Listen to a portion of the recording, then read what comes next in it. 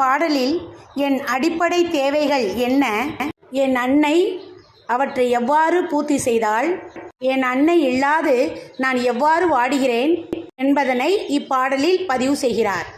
உய்முறை அறியேன் ஓர்ந்த உறவினொத்து உறுப்பும் இல்லா மெய்முறை அறியேன், மெய்தான் விரும்பிய உணவு தேடச் செய்முறை அறியேன், காணில் செல்வழி அறியேன், தாய் தன் கைமுறை அறிந்தேன், தாயும் கடிந்தனை தனித்து போனாள்.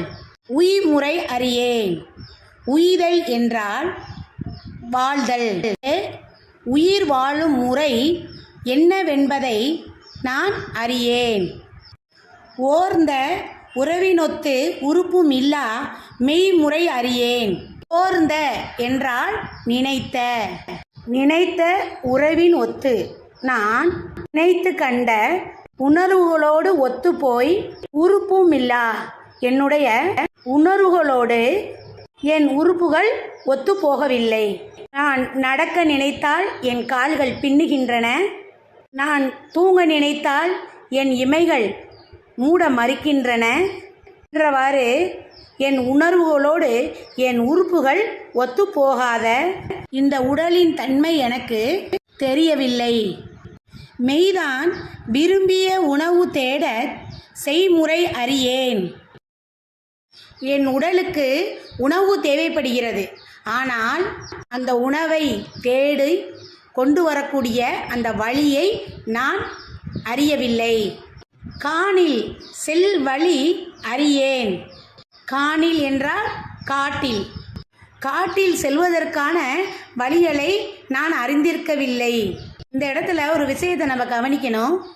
செல்கின்ற வழி அறியேன் என்று சொல்லியிருக்கலாம், அல்லது செல்லும் வழி அறியேன் என்று சொல்லியிருக்கலாம். ஆனால் அப்படிலாம் சொல்லாமல் செல் வழி அறியேன் என்று சொல்லியிருக்கிறார்.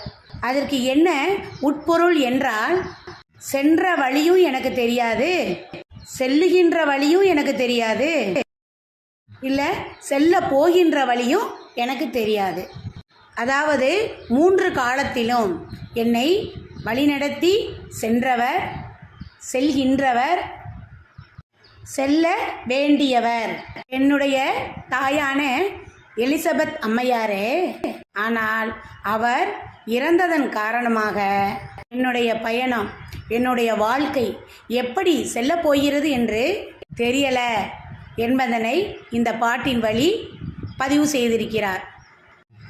தாய் தன் கைமுறை அறிந்தேன்.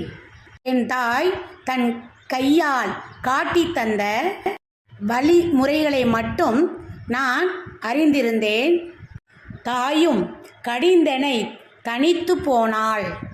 கடிந்து என்பதற்கு சினம் கொண்டு என பொருள் கொள்ளலாம். ஆனால் இங்கு இந்த பாடலில் கடிந்து என்பதற்கு விலக்கி என பொருள் கொள்ள வேண்டும்.